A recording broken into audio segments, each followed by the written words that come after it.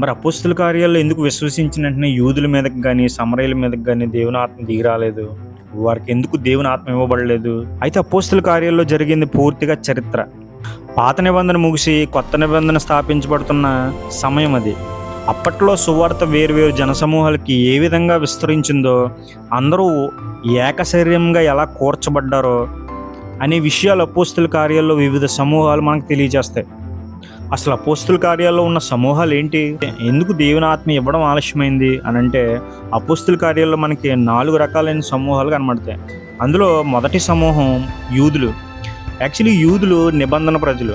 అంటే దేవుడు పాత నిబంధనలో యెహెజ్కేలు ద్వారా, యోవేలు గారి ద్వారా ఆల్రెడీ మీకు తన ఆత్మను అనుగ్రహిస్తాను అని వాగ్దానం చేసిన ప్రజలు. సో యేసుప్రభువు ఆరోహణమైన తర్వాత పరిశుద్ధాత్మను పంపించడం, అది మొట్టమొదటిగా యూదులు పొందుకోవడం అనేది మనం చూస్తాం. అలా పెంతెకోస్తు పండగ రోజున ఏర్పడిన క్రీస్తు శరీరంలోకి, లేదంటే క్రీస్తు సంఘంలోకి మొట్టమొదటిగా చేర్చబడిన సమూహం యూదులు. అయితే యూదులు పొందిన 3 సంవత్సరాలకి సమరయులు అపోస్తులైన పేతురు, యోహానుల చేతి నుంచి పొందినట్లుగా మనం చూస్తాం. అయితే ఈ 3 సంవత్సరాల ఆలస్యం సమరయులకి ఎందుకు జరిగింది? సమరయులు ఎందుకు విశ్వసించినప్పుడే ఫిలిప్పు ద్వారా సువార్త వెళ్ళింది. వారు అద్భుత కార్యాలు, సూచక్రియలు చూసి యేసుప్రభు నామమున విశ్వసించారు. అయినా సరే దేవుని ఆత్మ 3 సంవత్సరాలు ఎందుకు ఆలస్యమైంది? ఎందుకు ఆలస్యమైంది అని చూస్తే, యూదులు సమరయులకి 700 సంవత్సరాల కాలం నాటి పగ ఉంది. సమరయులు ఎవరో కాదు, యూదుల నుంచి విడిపోయి అన్యుల్ని పెళ్లి చేసుకుని కొన్ని రోజులకి వాళ్ళే సమరయులుగా పిలువబడ్డారు. అప్పటి నుంచి సమరయులకి, యూదులకి అగాధం ఏర్పడింది. ఒకరితో ఒకరు సాంగత్యం చేరు. ఇదే మాట మనకి యోహాను సువార్త 4వ అధ్యాయం 9వ వచనంలో కనబడుతుంది.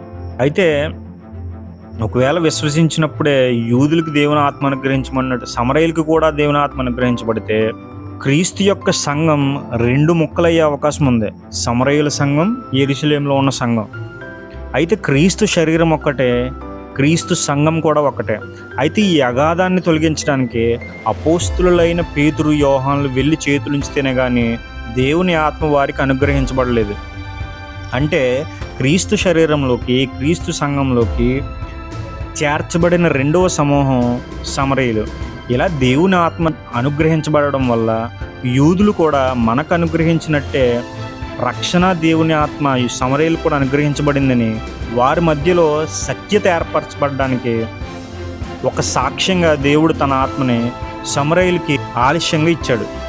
అందుకే యేసుప్రభు కూడా శిష్యుల్ని సేవకు పంపిస్తూ ముందు యోదయ, సమరయ, బూదిగాంతముల వరకు నాకు సాక్షులై ఉందురు అని అపోస్తుల కార్యాలు 1వ అధ్యాయం 8వ వచనంలో చెప్పినట్టుగా చూస్తాం. ఇంకా దేవుని ఆత్మను పొందిన 3వ సమూహం అన్యులు. అన్యులకి దేవుని ఆత్మ అనుగ్రహించబడుతుందనే వాగ్దానం లేదు. అయినా అపోస్తుల కార్యాలు 10వ అధ్యాయంలో కొర్నేలు ఇంట్లో పేతురు వాక్యం చెప్తూ ఉండగా, వారు వింటూ ఉండగా దేవుని ఆత్మ దిగి వచ్చినట్లుగా మనం చూస్తాం. దేవుని ఆత్మ అన్యులకు అనుగ్రహించబడడం చూసి విభ్రాంతి నొంది, వీరు మనవలే దేవుని ఆత్మను పొంది ఉన్నారే అనే మాటలు మాట్లాడుతున్నారు. పేతురే మరలా ఈ విషయాన్ని కన్ఫర్మ్ చేస్తారు. అపోస్తుల కార్యాలు 15వ వచనంలో, మరియు హృదయంలో ఎరిగిన దేవుడు మనకు అనుగ్రహించినట్టుగానే వారికి పరిశుద్ధాత్మను అనుగ్రహించి వారిని గూర్చి సాక్ష్యం ఇచ్చెను. ఇక్కడ యూదులకి 2వ సాక్ష్యం ఏంటంటే, అన్యులకి కూడా దేవుని ఆత్మ అనుగ్రహించబడింది. సో క్రీస్తు సంఘంలో మత, జాతి, వర్గ భేదాలు లేవు. విశ్వసించిన ప్రతి ఒక్కరికి దేవుని ఆత్మ అనుగ్రహించబడుతుందని అపోస్తుల కార్యాలు మనకు చెప్తుంది. ఒకవేళ దేవుని ఆత్మ కొర్నేలి ఇంట్లో అంటే అన్ని జనులకు ఇవ్వబడకపోతే, ఇప్పుడున్న మనకి కూడా, భారతదేశంలో ఉన్న అన్యులమైన మనకి కూడా దేవుని ఆత్మ అనుగ్రహించబడిందని, యేసుక్రీస్తు యొక్క రక్షణ మనకు అనుగ్రహించబడింది అని అన్న సాక్ష్యమే మనకి ఉండదు. అన్యులు దేవుని నిబంధనలోకి చేర్చబడ్డారన్న రుజువేంటి? కొర్నేలి ఇంట్లో జరిగిన దేవుని ఆత్మకార్యమే.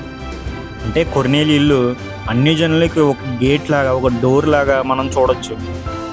ఇదే విషయాన్ని గ్రహించిన అపోస్తులుడైన పౌలు 1 కొరింథీయులకు రాసిన పత్రిక 12వ అధ్యాయం 13వ వచనంలో, యూదులమైనను, గ్రీసు దేశస్థులమైనను, దాసులమైనను, స్వతంత్రులమైనను మనమందరము ఒక్క శరీరంలోనికి ఒక్క ఆత్మ ఎందే బాప్తిజమం పొంది మనమందరము ఒక్క ఆత్మను పానము చేసిన వారమైతిమి అని అంటున్నారు. ఇక్కడ కూడా క్రమాన్ని చూస్తే మొదట యూదులు అని, తర్వాత గ్రీసు దేశస్థులు అన్నాడు. అయితే గ్రీకులు పరిపాలించారు కాబట్టి అన్యుల్ని ఇక్కడ పౌలు గ్రీసు దేశస్థులు అనే మాటను వాడుతున్నారు. అంటే పౌలు చెప్పిన సిద్ధాంతం ఏంటనంటే, పెంతెకోస్తు పండుగ రోజున క్రీస్తు శరీరం ప్రారంభించబడింది. ఆ క్రీస్తు శరీరంలో మొట్టమొదటిగా చేర్చబడిన వారు యూదులు, రెండో వారు సమరయులు, మూడో వారు అన్యులు అనే విషయాన్ని పౌలు ఈ మాట ద్వారా చెప్తున్నారు. ఇంకా 4వ గుంపు కూడా అపోస్తుల కార్యాల్లో మనకు కనబడుతుంది. ఏంటి ఆ 4వ గుంపు అని చూస్తే, బాప్తిజం ఇచ్చి యోహాను యొక్క శిష్యులు ఎఫెసులో ఉన్నారు.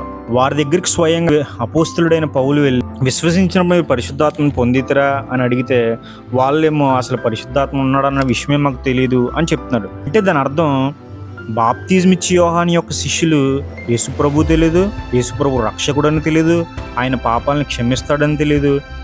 అయితే ఈ సువార్త చేసి వారి మీద చేతులుంచినప్పుడు బాప్తిజం ఇచ్చి యోహాను యొక్క శిష్యులు భాషలు మాట్లాడి ప్రవచనాలు చెప్పినట్లుగా మనం చూస్తాం. అంటే దీని అర్థం, క్రీస్తు యేసునందు విశ్వసించబడకపోతే దేవుని ఆత్మ అనుగ్రహించబడదు.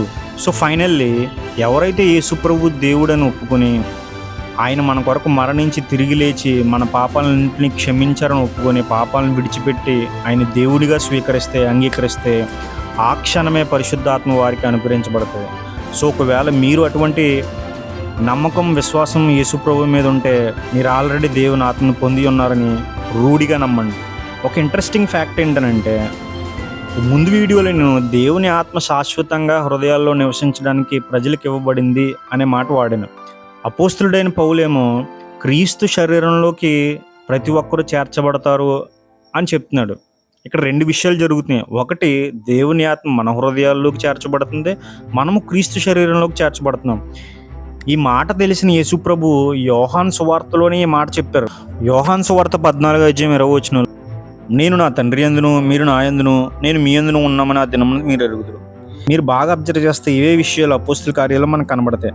యేసుప్రభు తండ్రి యందు ఉన్నాడు, తర్వాత దేవుని ఆత్మ మనకు అనుగ్రహించబడింది, అంటే దేవుడు మన యందు ఉన్నాడు. నేను మీ యందును అంటే మనము క్రీస్తు శరీరంలో ఉన్నాము అనే 3 విషయాల్ని మనం అపోస్తుల కార్యాల్లో జరిగినట్లుగా, నెరవేరినట్లుగా మనం చూడొచ్చు. అయితే ఇందుకే దేవుని ఆత్మ మనకి ఎందుకు అనుగ్రహించబడింది? ఇప్పుడు దేవుని ఆత్మను పొందుకున్నామని మనకు అర్థమైంది. మరి దేవుని ఆత్మ మనకి దేవుడు ఎందుకు అనుగ్రహించారు? ముందు వీడియోలో క్వశ్చన్ వేశాను. శాశ్వతంగా దేవుని ఆత్మని పాత నిబంధన నుంచే ఇవ్వచ్చు కదా, అపోస్తుల కార్యాల నుంచి ఎందుకు ఇచ్చారు?